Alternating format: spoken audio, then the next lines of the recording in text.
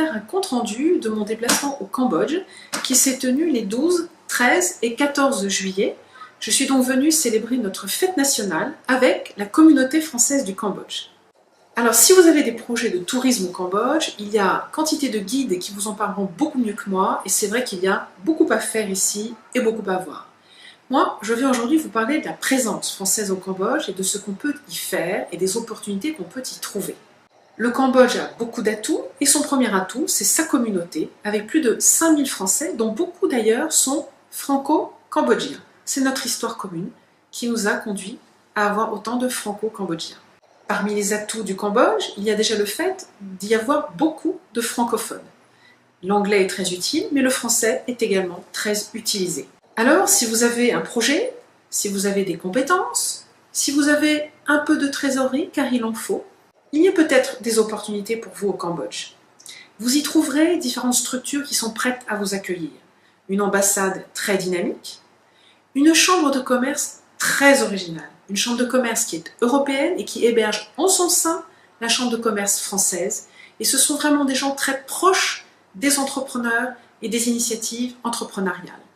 Ici, la chambre de commerce française a 150 membres, dont seulement, je dirais, 30 sont de grosses entreprises françaises. La majorité, l'immense majorité, sont des entrepreneurs français à l'étranger, ce qu'on appelle souvent, entre nous, des EFE. Vous trouverez également plusieurs incubateurs de start-up, d'un côté dans l'Eurochamp, la chambre de commerce européenne, et de l'autre dans une structure qui s'appelle Confluence. Confluence, pour ceux d'entre vous qui sont originaires de Lyon, le mot sonnera à vos oreilles, car effectivement le fondateur de Confluence au Cambodge est lui-même originaire de Lyon. Les Cambodgiens ont besoin de routes, de ponts, d'aéroports, d'habitations, d'un réseau électrique, de protection de l'environnement, d'énergie renouvelable, beaucoup de besoins au Cambodge, donc c'est pour vous dire que les opportunités sont très nombreuses. Alors laissez-moi maintenant vous parler des personnes que j'ai rencontrées au Cambodge. J'ai tout d'abord rencontré nos élus de terrain, qui sont des conseillers consulaires, ils sont au nombre de 3 ici, également un responsable de plusieurs associations d'aide aux Français du Cambodge. La communauté française du Cambodge a cette particularité d'être très nombreuse parmi les enfants, il y a beaucoup d'enfants, français ou franco-cambodgiens, beaucoup de personnes retraitées, français ou franco-cambodgiens, et puis en quelque sorte c'est un peu une pyramide des âges inversée, avec un peu moins de Français dans les âges entre la jeunesse et la période de la retraite.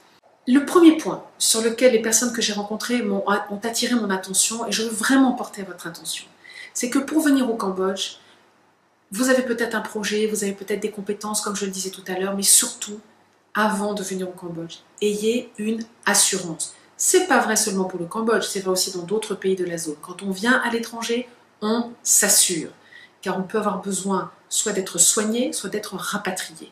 Donc voilà, je voulais insister là-dessus, vous portez ce message. Ne pensez pas que la sécurité sociale en France vous protège et vous assure quand vous êtes à l'étranger. C'est faux, il faut être assuré, donc d'abord contracter une assurance. Ça, c'est le premier point.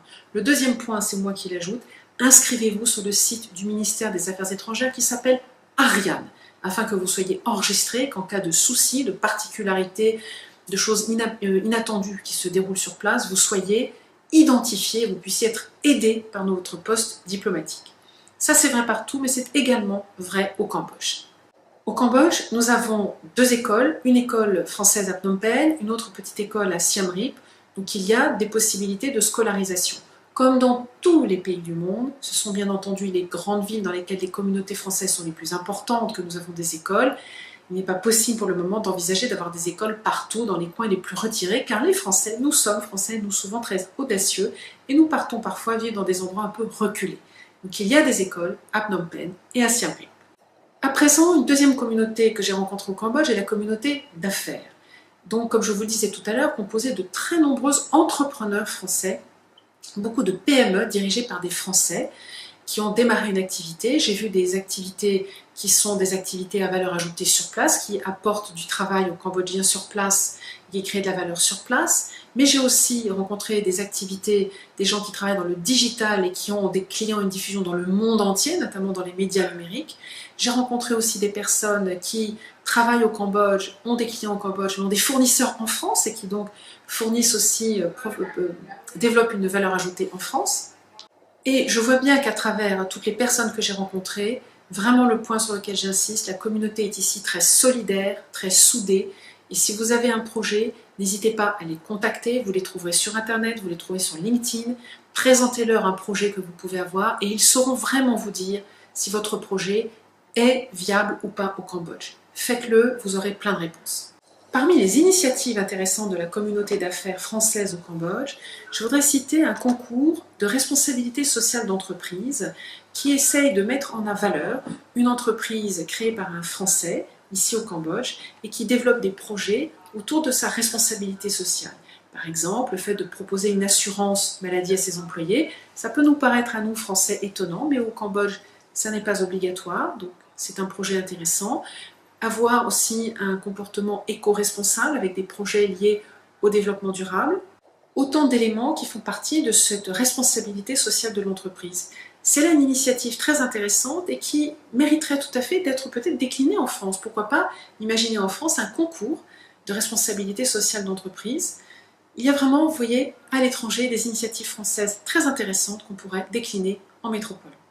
S'agissant de la présence économique étrangère au Cambodge, l'une des toutes premières communautés étrangères est la communauté chinoise. Les Chinois sont particulièrement présents au sud du Cambodge, dans la ville de Sihanoukville, où ils sont en train de construire un port en eau profonde.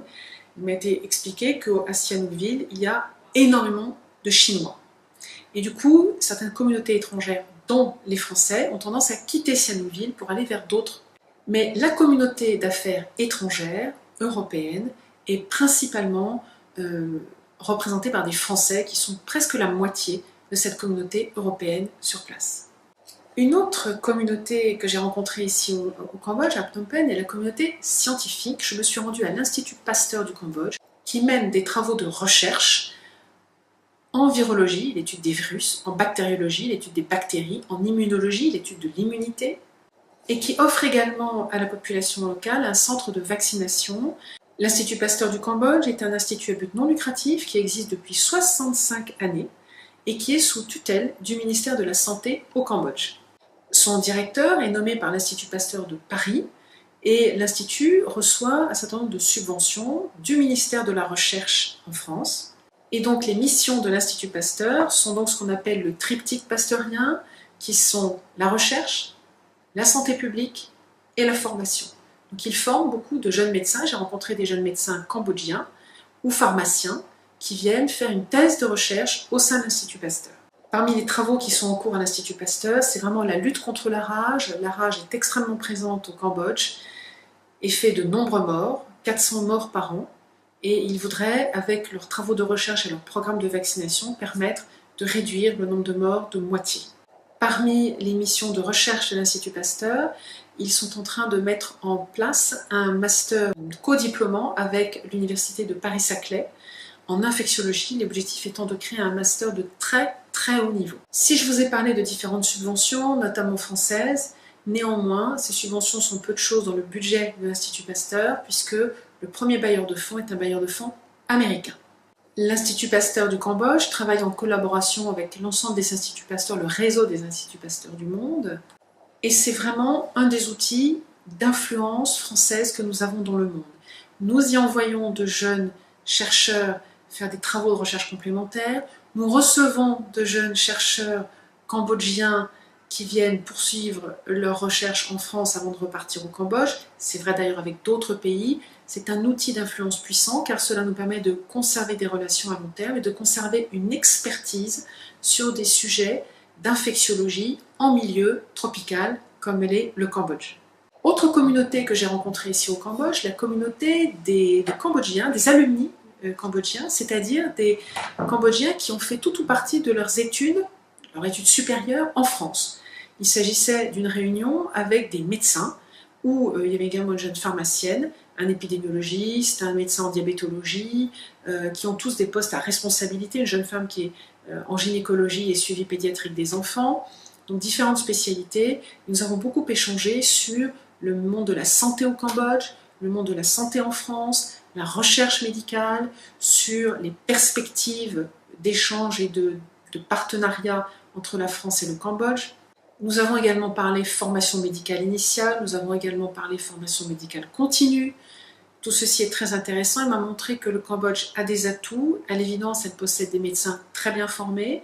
La question que je me pose, c'est comment se fait leur formation continue, comment peuvent-ils rester à un très haut niveau de compétences. C'est pas facile dans un pays comme le Cambodge, déjà parce que toute la population n'a pas accès aux hôpitaux, et que donc le pool de patients disponibles est petit par rapport à ce que nous pouvons nous avoir en France, où nous avons la chance d'avoir une population qui a accès au remboursement des soins.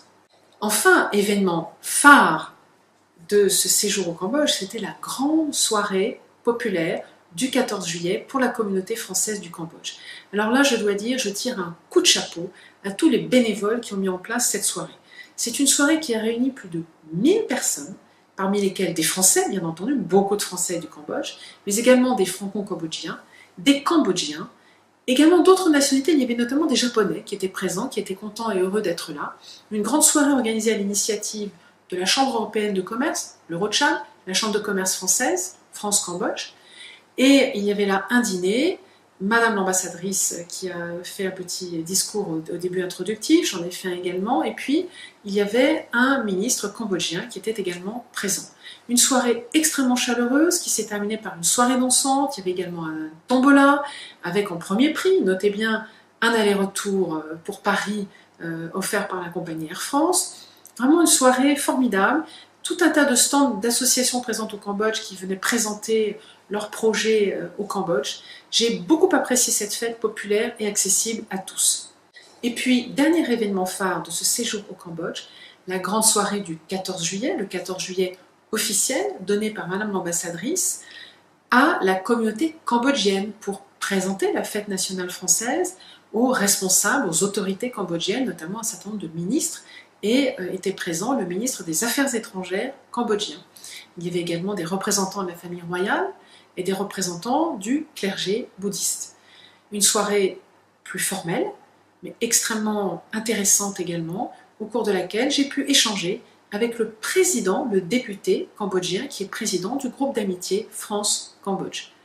À n'en pas douter, nous avons beaucoup de choses en commun, qui datent d'hier, nous mettons aujourd'hui beaucoup de choses en commun, et je n'ai aucun doute sur le fait que nous allons encore continuer à faire du chemin ensemble, à mettre beaucoup de choses en commun. Alors, je vous ai dit beaucoup de choses sur le Cambodge, vous avez toutes les clés, et si vous avez des projets au Cambodge, je pense que c'est sans doute une bonne idée. Creusez votre projet, vous y trouverez une communauté accueillante et solidaire.